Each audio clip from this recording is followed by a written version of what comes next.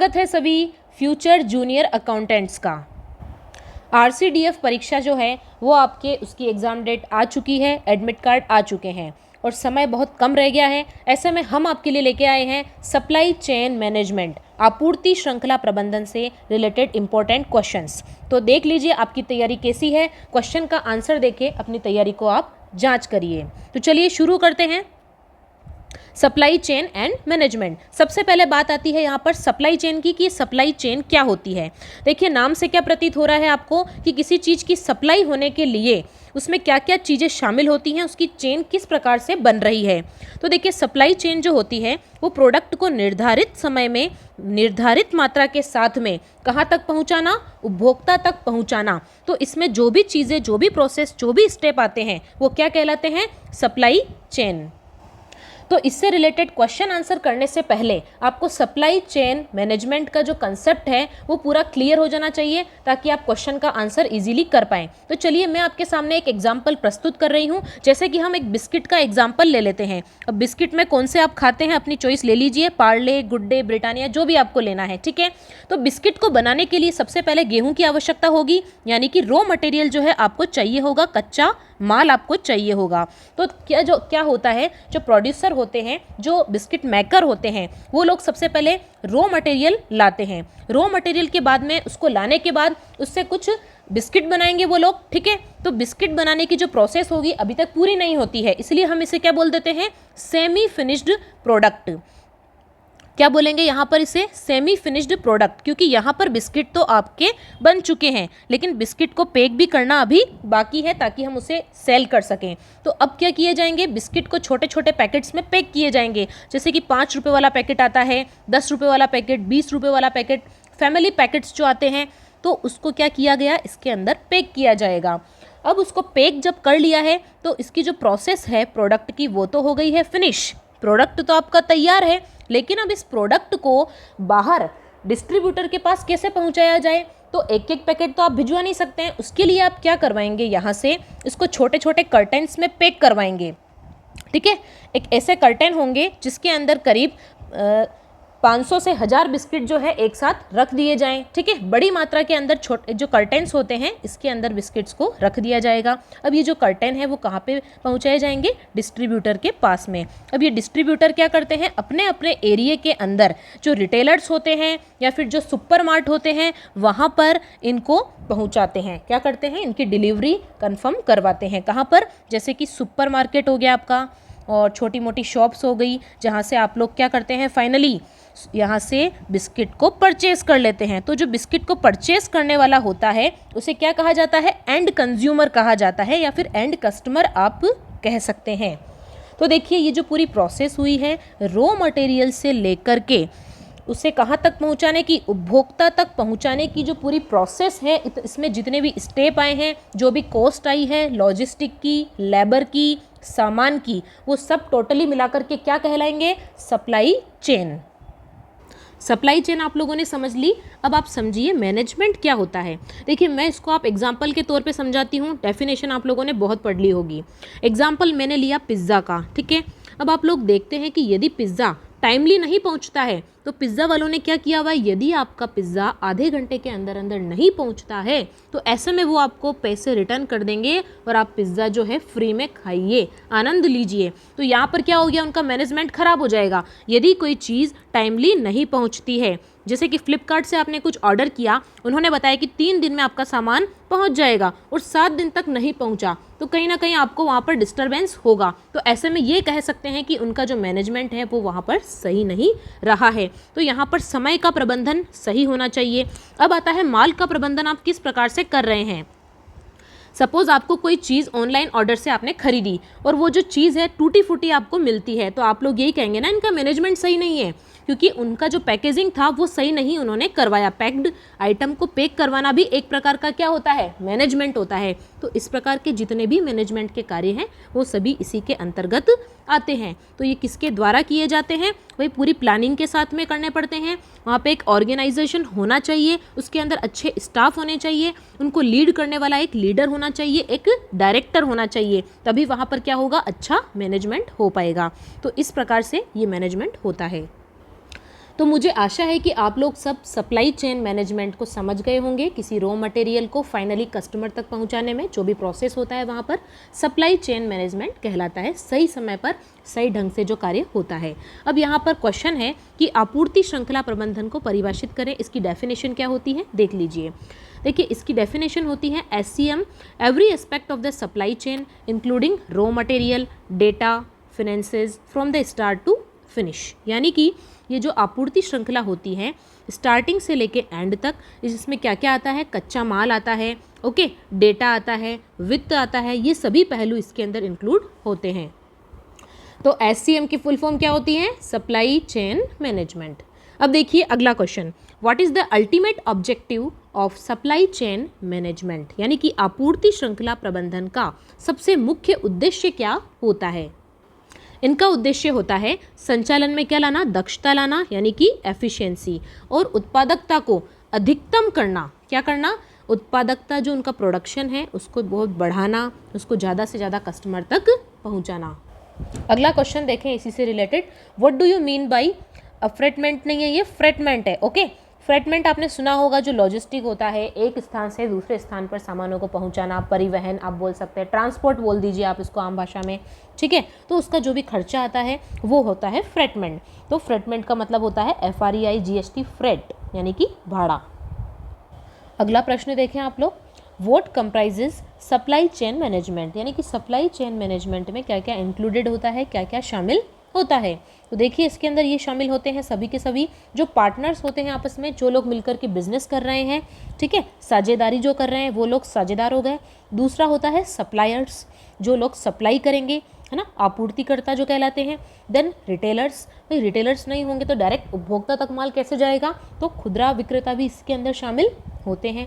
Wholesaler, ठीक है, wholesaler ही क्या करते हैं, रिटेलर तक माल पहुंचाते हैं। तो थोक व्यापारी भी यहाँ पर होगा, जो क्या करेगा, डायरेक्टली प्लांट या जहाँ पे बिजनेस जो चल रहा है, मेन हेड ऑफिस है, वहाँ से कांटेक्ट में रहते हैं ये लोग। उसके बाद आते हैं वितरक, डिस्ट्रीब्यूटर्स आ जाते हैं, ठीक है, माल को जो सेल करवाते हैं, सेलिंग की जो प्रोसेस है ज़्यादातर इन्हीं के द्वारा होती है। और साथ में क्या है, ग्राहक, ग्राहकों के बिना तो ये कोई भी काम पॉसिबल नहीं है। तो बोलते हैं कि ग्राहक देवता होते हैं, तो कस्टमर्स आर ऑल्सो इन्वॉल्व्ड।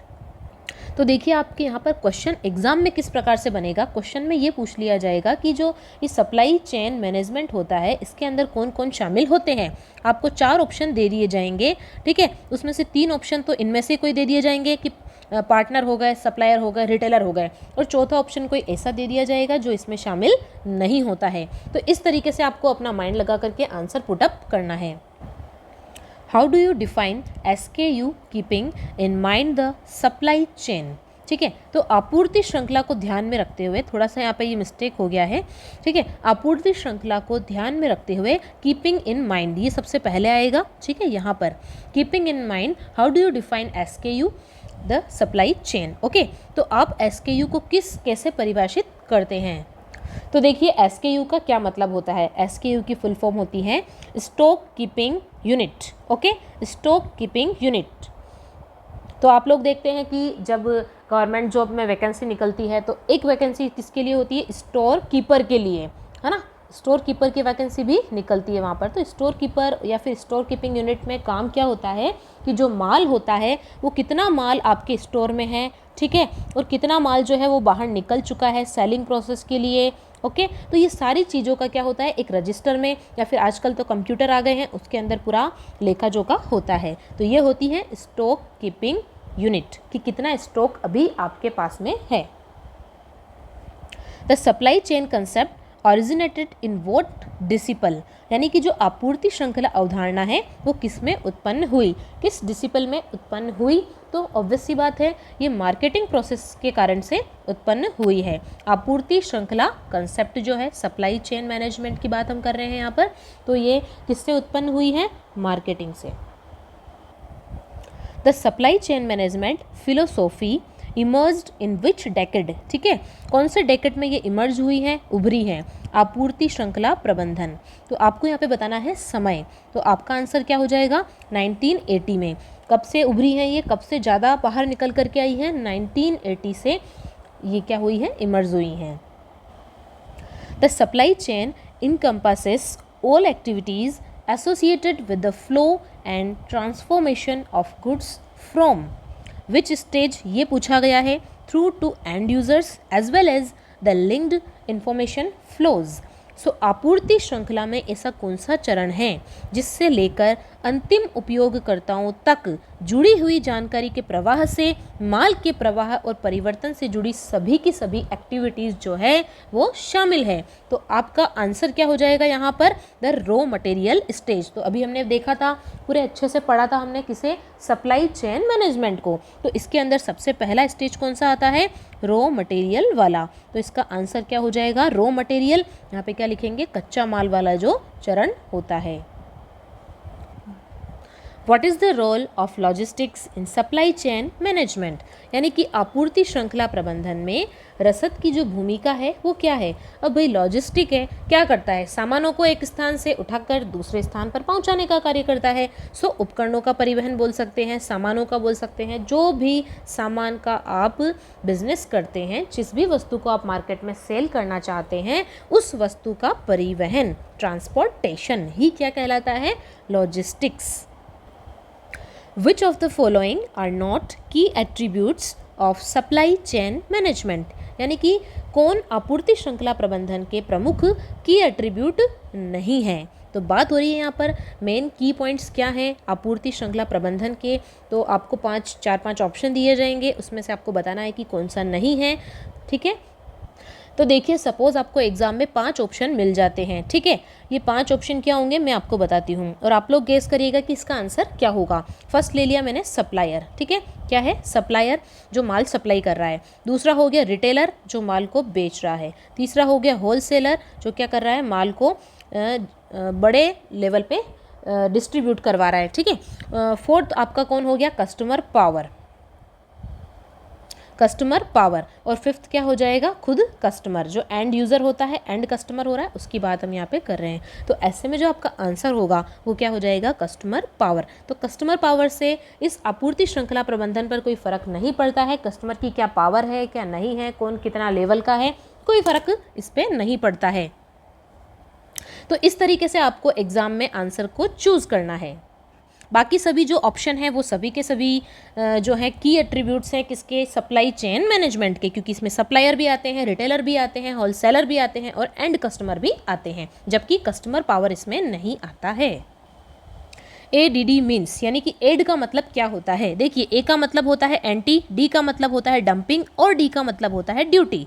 तो ये क्या होता है, एक प्रकार का आयात शुल्क होता है। एक तो होता है निर्यात, एक होता है आयात।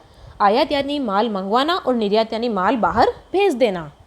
तो इसे क्या बोलेंगे हम, इंपोर्ट ड्यूटी भी बोल सकते हैं। ओके, इंपोर्ट ड्यूटी कब लगाया जाता है, जब आयातित माल का शुल्क निर्यातक के देश के बाजार में निर्धारित मूल्य से क्या हो जाता है, कम हो जाता है। इसको एक एग्जाम्पल से समझ लेते हैं हम लोग। जैसे कि चाइना से हमने कोई माल मंगवाया, ठीक है, सपोज हमने क्या मंगवाया, मोबाइल मंगवाया। अब मोबाइल की जो कीमत है वो वहाँ पर तो क्या है, निर्धारित मूल्य जितना भी है उससे हमारे को भारत में जो बेचा जा रहा है, तो चीन द्वारा मोबाइल बेचने की जो रेट है भारत को, वो उनके निर्धारित मूल्य से कम लगाई जा रही है। तो ऐसे में क्या करेंगे, निर्धारित मूल्य को बराबर लेवल में लाने के लिए ये जो चीन वाले हैं वो भारत के ऊपर क्या लगा देंगे, आयात शुल्क लगा देंगे। यानी कि भारत को क्या देना पड़ेगा, यहाँ पर आयात शुल्क देना पड़ेगा, इम्पोर्ट टैक्स देना पड़ेगा। तो आपने कई बार न्यूज़ में सुना होगा कि इम्पोर्ट रेट बढ़ने से क्या हो गया, माल की जो रेट है वो बढ़ गई है, ठीक है, इंक्रीज हो गई है। Supply chain management is the management of the flow of goods and what, ठीक है। बात कर रहे हैं क्या क्या चीज़ों के ऊपर क्या होता है, सप्लाई चेन मैनेजमेंट का कंसेप्ट लगता है। तो आपूर्ति श्रृंखला प्रबंधन में क्या होता है, माल के प्रवाह का और किस चीज़ का प्रबंधन होता है। तो ऑब्वियस सी बात है, एक तो माल के प्रवाह का और सर्विसेज का प्रबंधन भी होता है। माल तो आपने बना दिया, लेकिन यदि आपकी सर्विसेज अच्छी नहीं है, आपकी डिलीवरी करने की जो है प्रोसेसिंग टाइम पर नहीं हो रही हैं, चीज़ें अच्छी तरीके से पहुंच नहीं पा रही हैं, सर्विस सही नहीं होने पर, तो ऐसे में क्या होगा, मैनेजमेंट आपका ख़राब हो जाएगा। तो यहाँ पर किन चीज़ों का ध्यान रखा जाता है, एक तो जो वस्तुएं हैं उनका फ्लो कैसा हो रहा है और जो सर्विसेज है वो कैसी दी जा रही हैं। तो आंसर क्या हो जाएगा यहाँ पर आपके सर्विसेज। तो वहाँ पर आपको ऑप्शन मिलेंगे, ऑप्शन के माध्यम से आप इजीली चूज़ कर पाएंगे। DWT मीन्स, यानी कि DWT की फुल फॉर्म क्या है, तो D4 क्या होता है, डैड, W4 क्या होता है, वैट और T4 क्या हो जाएगा, टोनेज। तो डेड वेट टोनेज। तो इस प्रकार से आपको जो सप्लाई चेन मैनेजमेंट है इससे रिलेटेड जितनी भी टर्म्स हैं वो पढ़ करके जानी है, ठीक है। उस टर्म्स का क्या मतलब होता है, उसकी क्या फुल फॉर्म होती है, कैसे यहाँ पर प्रोसेस होता है, प्रोसेस मैंने आपको पूरा समझा ही दिया है सप्लाई चेन मैनेजमेंट का। अब उसके आधार पर आप कोई भी क्वेश्चन को, अगर ऑप्शन आपको दिए हुए हैं तो आराम से आप जज कर सकते हैं और काफ़ी अच्छा टाइम भी आपको एग्जाम में मिलेगा। देखो थोड़ा सा मैं आपको इसका कंसेप्ट बता देती हूँ, डेड वेट टोनेज क्या होता है। डेड का मतलब एक तरीके से आप ये तो समझते हैं कि मरा हुआ, यानी ऐसी चीज़ें जो क्या होती है, फिक्स होती है, चेंज नहीं हो सकती है। ओके, तो फिक्स चीज़ें क्या होगी, जैसे कि आप देखते थे कि पहले जो लोग हैं बाट का यूज़ करते थे, ठीक है। जो वज़न होता था 1 किलो का, आधा किलो का बाट होता है। आज भी आप सब्जी मंडी में जाते हैं तो 2 किलो का बाट लगा दिया और आपको उसके बराबर सब्जी तोल दी, सामान तोल दिया। लेकिन आजकल तो इनकी जगह किसने ले ली है, कंप्यूटर कांटों ने ले ली हैं। तो कंप्यूटर वाले वेटेज करने के लिए आ गए हैं आजकल मार्केट में, तो उन्हें हम डेड वेट नहीं बोलेंगे, क्योंकि कंप्यूटर वाले जो कांटे होते हैं उसके ऊपर आप कितना भी जो वज़न है अपने हिसाब से ले सकते हैं, 100 ग्राम, 150 ग्राम, 120 ग्राम, ठीक है। तो ये क्या है, एक तरीके से चलित है, रनिंग है, ये फिक्स नहीं है। लेकिन ये जो डेड वेट थे पहले, पुराने जो बाट यूज़ में लिए जाते थे वो फिक्स थे, तो ये क्या कहलाएंगे, डेड वेट टोनेज कहलाएंगे। आई होप ये क्लियर हो चुका है। By managing the supply chain companies are able to cut excess cost, ठीक है। तो आपूर्ति श्रृंखला का प्रबंधन करके जो कंपनियां हैं वो अतिरिक्त किस चीज़ में क्या कर लेती हैं, कटौती करने में सक्षम है। यानी कि यदि कंपनीज अपना आपूर्ति श्रृंखला का प्रबंधन अच्छा रखती है, टॉप लेवल का रखती है मैनेजमेंट, तो ऐसे में क्या चीज़ में कमी आएगी, तो ऑब्वियस सी बात है कॉस्ट में वहाँ पर उसके कमी आएगी, ठीक है। किस में कमी आएगी, कॉस्ट में कमी आएगी। कॉस्ट में कमी किस प्रकार से आएगी, क्योंकि मैनेजमेंट अच्छा होगा तो जो सामान है उसके अंदर टूट फूट कम होगी, वो एकदम एक्यूरेट तरीके से पहुंच पाएगा, टाइमली पहुंच पाएगा, ताकि वो ख़राब ना हो। कुछ चीज़ें ऐसी भी होती है मार्केट में जिनको क्या करना, 5 से 10 दिन की डेडलाइन होती है, यदि इतने समय में वो नहीं पहुंच पाता है तो वो बीच में ख़राब भी हो सकता है। तो ये सारा मैनेजमेंट का प्रोसेस होता है। तो इस तरीके से क्या की जाती है, कॉस्ट में कटौती की जा सकती है। सामानों की कॉस्ट कंपनी को कम पड़ती है और लाभांश क्या होता है, अधिक होता है।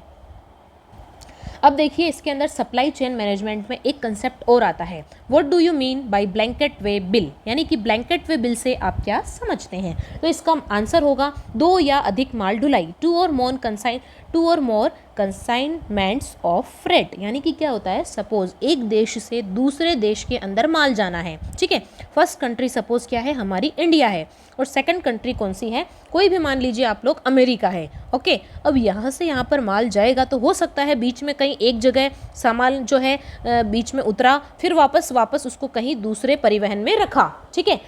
तो हो सकता है कि पहले इंडिया से पहले जो रोडवे की तरह है, देखिए एक बार वापस से समझाती हूँ मैं आपको क्लियर वे में। जैसे कि हम इंडिया से कोई पर्टिकुलर किसी जगह से सामान को उठाया, ओके। अब ये क्या हुआ, रोडवे से कहाँ पर गया, सपोज ये चला गया फ्लाइट, यानी कि एयरपोर्ट तक, कहाँ तक गया, एयरपोर्ट तक सामान गया।